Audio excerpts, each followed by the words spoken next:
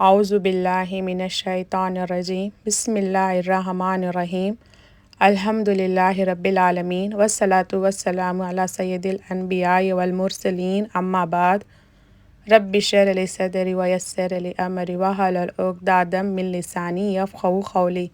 السلام علیکم ورحمۃ اللہ وبرکاتہ۔ آج ہم ایک ایسی مبارک دن کے بارے میں بات کرنے جا رہے ہیں جو ہر مسلمان کے دل میں خوشی، محبت اور شکر کے جذبات پیدا کرتا ہے۔ یہ دن ہے عید کا دن۔ عید صرف ایک تہوار نہیں ہے، عید صرف نئے کپڑے پہننے کا نام نہیں ہے، عید صرف میٹھا کھانے اور خوشیاں منانے کا نام نہیں ہے، بلکہ عید دراصل اللہ تعالیٰ کی بندگی، شکر گزاری اور تقویٰ کی کامیابی کا جشن ہے۔ رمضان کے پورے مہینے میں ہم نے روزے رکھے، قرآن پڑھا، تراویح پڑھی، دعائیں کیے اور گناہوں سے بچنے کی کوشش کی۔ اب عید کا دن ہمیں یہ پیغام دیتا ہے کہ جو تربیت رمضان میں ملی ہے اسے پوری زندگی قائم رکھنا ہے۔ اللہ تعالیٰ قرآن مجید میں فرماتے ہیں، سورۃ البقرہ آیت نمبر 185 میں، وَلِتُكَبِّرُوا اللَّهَ عَلَىٰ مَا هَدَاكُمْ لَعَلَّكُمْ تَشْكُرُونَ، تاکہ تم اللہ تعالیٰ کی بڑائی بیان کرو اس ہدایت پر جو اس نے تمہیں دی اور تاکہ تم شکر گزار بن جاؤ۔ یعنی عید کا اصل مقصد اللہ تعالیٰ کی بڑائی بیان کرنا اور اس کا شکر ادا کرنا ہے۔ عید کا اصل مقصد کیا ہے؟ اکثر لوگ عید کو صرف ایک خوشی کا دن سمجھتے ہیں، لیکن اسلام ہمیں سکھاتا ہے کہ عید کا اصل مقصد اللہ تعالیٰ کا شکر ادا کرنا ہے۔ ذرا سوچیں، رمضان میں ہمیں روزے رکھنے کی توفیق کس نے دی؟ قرآن پڑھنے کی توفیق کس نے دی؟ تراویح پڑھنے کی توفیق کس نے دی؟ یہ سب اللہ تعالیٰ کی عطا ہے۔ اسی لیے عید کے دن مسلمان سب سے پہلے نماز عید ادا کرتا ہے تاکہ اللہ تعالیٰ کا شکر ادا کرے۔ صحیح بخاری حدیث نمبر 956 میں رسول اللہ صلی اللہ علیہ وسلم عید کے دن عیدگاہ تشریف لے جاتے اور 2 رکعت نماز ادا کرتے تھے۔ یہ ہمیں سکھاتا ہے کہ عید کا آغاز عبادت سے ہونا چاہیے، غفلت سے نہیں۔ عید مسلمانوں کی پہچان ہے۔ رسول اللہ صلی اللہ علیہ وسلم جب مدینہ تشریف لائے تو دیکھا کہ لوگ 2 دن کھیل کود میں گزارتے تھے۔ آپ صلی اللہ علیہ وسلم نے فرمایا، اللہ تعالیٰ نے تمہیں ان 2 دنوں کے بدلے 2 بہتر دن عطا کیے ہیں، عید الفطر اور عید الاضحیٰ۔ یہ حدیث ہمیں بتاتی ہے کہ اسلام نے مسلمانوں کو اپنی پاکیزہ اور بابرکت خوشیاں دی ہیں۔ یہ خوشیاں ایسی ہیں جن میں گناہ نہیں، فحشی نہیں، بلکہ اللہ تعالیٰ کی یاد اور شکر ہوتا ہے۔ عید کا دن خوشی کا دن ہے۔ اسلام ایک فطری دین ہے۔ اسلام انسان کو خوشی منانے سے منع نہیں کرتا بلکہ جائز خوشی کی اجازت دیتا ہے۔ حضرت عائشہ رضی اللہ عنہا بیان کرتے ہیں کہ عید کے دن کچھ حبشی لوگ مسجد نبوی میں کھیل رہے تھے اور رسول اللہ صلی اللہ علیہ وسلم انہیں دیکھ رہے تھے۔ یہ حدیث ہے صحیح بخاری۔ اس سے معلوم ہوتا ہے کہ عید کے دن خوشی منانا جائز ہے، لیکن شرط یہ ہے کہ وہ خوشی شریعت کے دائرے میں ہو۔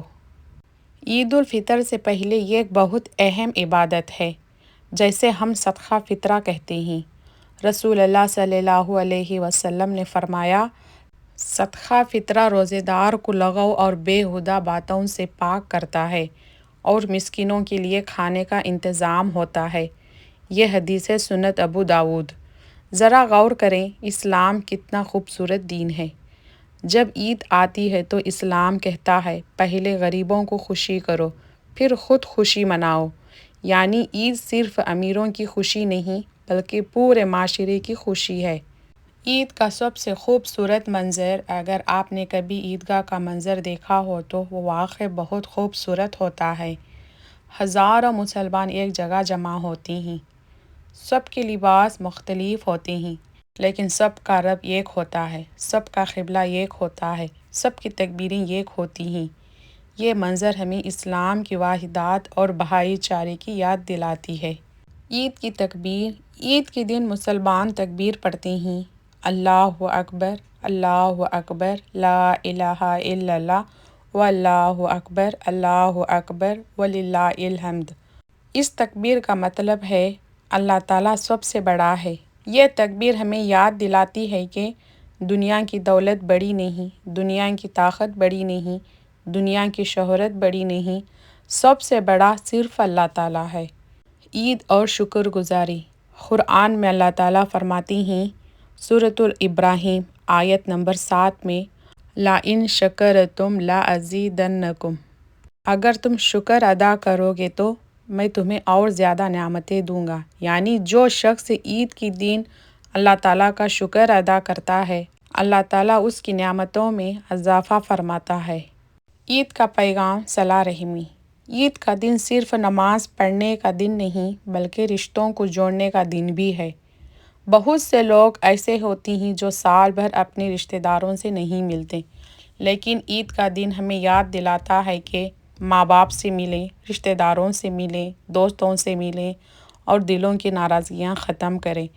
رسول اللہ صلی اللہ علیہ وسلم نے فرمایا، رشتہ توڑنے والا جنت میں داخل نہیں ہوگا۔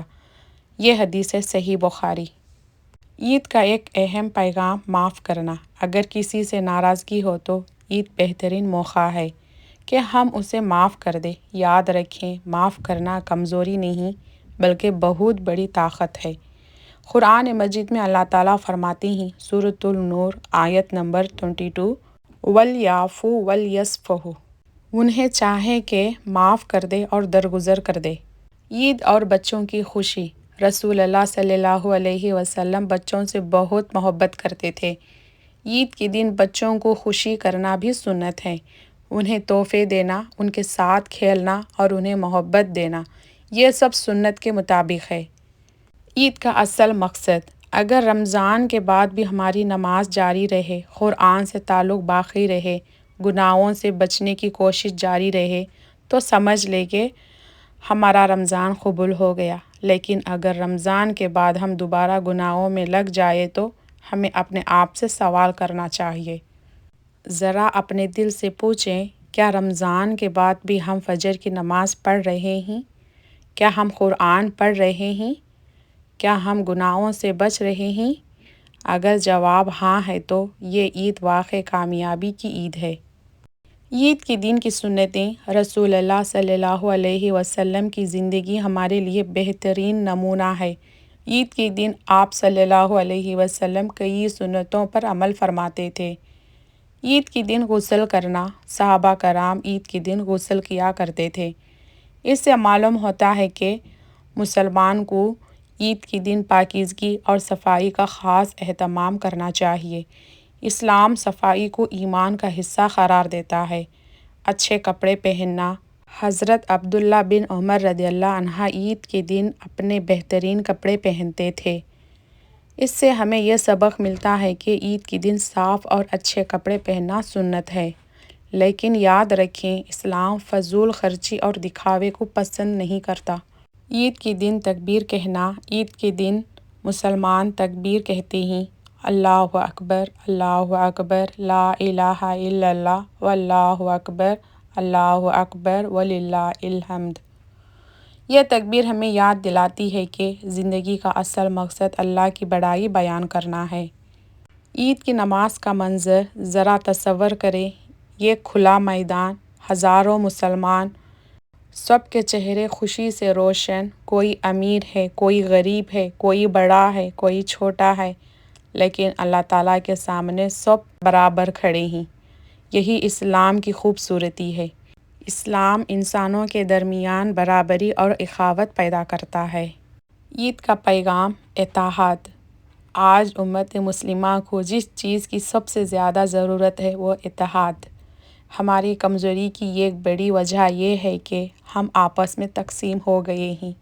قرآن مجید میں اللہ تعالیٰ فرماتے ہیں سورۃ العمران آیت نمبر 103 میں وَاعْتَصِمُوا بِحَبْلِ اللَّهِ جَمِيعًا وَلَا تَفَرَّقُوا، اللہ تعالیٰ کی رسی کو مضبوطی سے تھام لو اور آپس میں تفریقہ نہ کرو۔ عید ہمیں یاد دلاتی ہے کہ ہم سب ایک امت ہیں۔ عید اور غریبوں کا خیال۔ عید کے دن ہمیں ان لوگوں کو نہیں بھولنا چاہیے جو غریب ہیں، یتیم ہیں یا ضرورت مند ہیں۔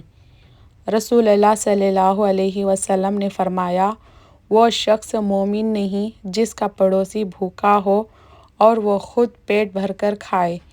یہ حدیث ہمیں سکھاتی ہے کہ عید کی خوشی سب کے ساتھ بانٹنی چاہیے۔ عید کا پیغام دلوں کی صفائی۔ عید صرف ظاہری صفائی کا نام نہیں بلکہ دل کی صفائی کا نام بھی ہے۔ اگر دل میں نفرت ہو، حسد ہو، کینہ ہو تو عید کی خوشی مکمل نہیں ہوتی۔ اسی لیے ہمیں چاہیے کہ عید کے دن سب کو دل سے معاف کر دیں۔ صحابہ کرام کی عید۔ صحابہ کرام رضی اللہ عنہ عید کے دن ایک دوسرے کو یہ دعا دیتے تھے، تقبل اللہ منا و منکم، یعنی اللہ تعالیٰ ہماری اور آپ کی عبادت قبول فرمائے۔ یہ دعا ہمیں یاد دلاتی ہے کہ اصل خوشی قبولیت کی خوشی نہیں۔ عید اور تقویٰ۔ رمضان کا مقصد قرآن نے واضح کر دیا ہے۔ سورۃ البقرہ آیت نمبر 183 میں یا ایھا الذین آمنوا کتب علیکم الصیام لعلکم تتقون، اے ایمان والو تم پر روزے فرض کیے گئے ہیں تاکہ تم متقی بن جاؤ، یعنی رمضان کا مقصد تقویٰ پیدا کرنا ہے، اور عید اس بات کا جشن ہے کہ ہم نے تقویٰ کی تربیت حاصل کی۔ عید کے بعد کی زندگی۔ بہت سے لوگ رمضان میں تو عبادت کرتے ہیں لیکن رمضان کے بعد سب کچھ چھوڑ دیتے ہیں۔ یہ رویہ درست نہیں ہے۔ علماء فرماتے ہیں رمضان عبادت کا اختتام نہیں بلکہ عبادت کی تربیت کا آغاز ہے۔ کامیاب انسان کون ہے؟ کامیاب انسان وہ نہیں جس نے صرف رمضان میں عبادت کی بلکہ کامیاب انسان وہ ہے جو رمضان کے بعد بھی نیکی پر قائم رہے۔ ایک اہم حقیقت، اگر کسی شخص کی زندگی رمضان کے بعد بھی بدل جائے تو سمجھ لے کہ اس کا رمضان قبول ہو گیا، لیکن اگر رمضان کے بعد بھی وہی گناہ جاری رہے تو اسے اپنے آپ سے غور کرنا چاہیے۔